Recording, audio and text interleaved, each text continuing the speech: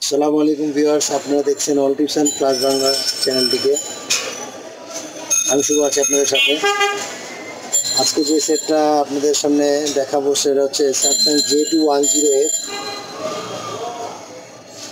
এটা touch display কীভাবে replacement করবো আমরা এই জিনিসটা। আরেকটা বিষয় হচ্ছে যে এটা লক্ষণীয় বিষয়, এটা আমাদের এই সেটগুলো মার্কেটে যে অরিজিনাল এলসিডি, এটা প্রাইস খুব বেশি।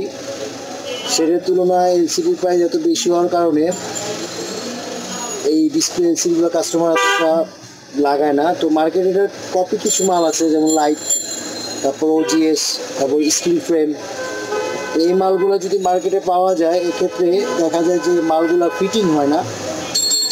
এই জায়গাটা একটু উঁচা থাকে। এই জায়গাটা কীভাবে ফিটিং করা যায় আমি আজকে আপনাদের এই জিনিসটা দেখাবো।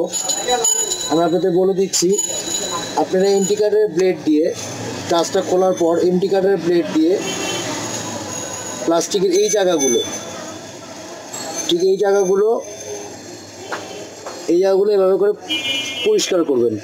অর্থাৎ এভাবে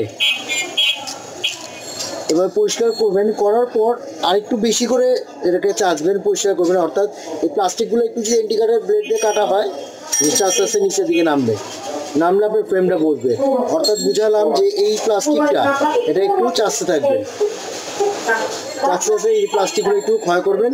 একটু নিচের প্লাস্টিকগুলো নামাই দিলে তাহলে আপনার এই ওজিএস, তারপর বিভিন্ন লাইট মাল এগুলো আছে, এগুলো ফিটিং হবে। তো ভিডিওটা দেখা যাক আমি কীভাবে টাচ ডিসপ্লে রিপ্লেসমেন্ট করি। আসসালামু আলাইকুম।